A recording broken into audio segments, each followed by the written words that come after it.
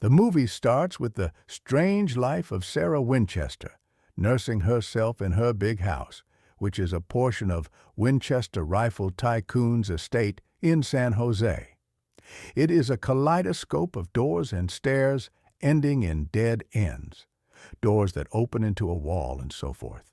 In years, construction works have been going unblocked, and that is because Sarah believes that the evil spirits of the people killed by Winchester rifles can haunt her, and the only way to calm them down is to keep building the house. It shifts to meet James Hawthorne, a parent paranormal investigator and journalist who hires him to look for real thing in the creepy mansion. From the word go, one sees that the estate is actually large and imposing, and James can find nothing pleasant to say about it as he approaches it. This old mansion appears to be inhabited, its vast construction being more than a little intimidating. In Sarah's case, James meets a gracious lady, but she is suffering from a terrible emotional problem. She speaks cryptically about the spirits and the house's purpose, warning him to follow the rules, run around night, do not enter some rooms, and above all, do not open a door on the third floor, which is red. Instead of taking her seriously, James scoffs at her, telling her that he's gotten all worked up over nonsense. When James starts his investigation, he arranges his devices so that he could find the rational causes of the strange phenomena. But the breaches in the house are immediately raised, which tries to break his skepticism. Such disturbances emerge at once. Fleeting voices murmur in the corridors. Sharp drafts snap at him and wait. Shapes dart out of the corner of his eye and are gone. One night, while wandering the house, James experiences a vivid vision. Younger man, laid out, shot. He is a soldier, and he crawls down a corridor, blood-soaked uniform. The soldier and James look at each other before the soldier disappears. Disturbed, James is aware these are not tricks in the head. Not willing to leave it at that, James goes into the private study and finds Sarah's diary. These pages, as well as the empty ones, contain drawings of the mansion, obscure signs and annotations on how to calm the spirits. Among them, one grasps his attention, in which there is a phrase some call the red door, and there is an enormous force covered in the house.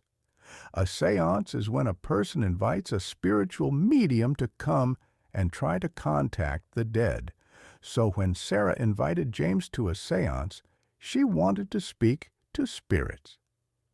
As Ghana conducts the séance, things get scary as the room temperature drops and the table vibrates. Through Sarah, the spirits deliver a cryptic message. It does not only preserve the restless souls, but be careful with the key to the red door. Despite of the words given by Sarah to him, James could not just keep himself from being tempted to follow. He looks for the red door and at last discovers it is painted on the part of the wall, which in fact is a fake. Looking at the door, a scribe notices that there are some marks on the door that look like symbols he read in Sarah's diary. Despite the warning, he has it opened. Instantaneously, the moment the door has opened, the house goes up in flames or some such thing as. A hall full of spirits, thirsty of revenge, emerges from a wall with loud, piercing scream of pain. The room is becoming stifling, and the four walls seem to creak. The house appears to be breathing. Consumed by energy can't contain any more, James stumbles back, feeling the power that has been released. Sarah comes in with a talisman that she uses to calm down the spirits for some time. She reveals the truth. The house was not constructed for confusing the spirits, but to entrap a strong and angry spirit that is connected with the Winchester family's history of murders. This is an assemblage of the anger and grief of innumerable spirits, it wishes to annihilate everything on its way. It's possible to end the chaos through the conduct of a ritual that restricts the entity for good. However, the ritual is one that comes with a lot of loss. Cursed house meets its owner. That is why Sarah, having become familiar with the house, voluntarily stays in this terrifying mansion for the rest of her life. Having listened to her, James performs the ritual with the entity being knocked down, but the house still makes no sound, as if it were holding its breath. James flees the mansion and leaves the house much older than he was before. In telling his own tale, he cautions others to touch not the mysteries of Winchester House, its resident spirit, and the woman's dark struggles against which it remains a monument. We read the last scene pulls out to the exterior of the mansion is still, but hammering sound is heard to start again, indicating construction and haunting continues.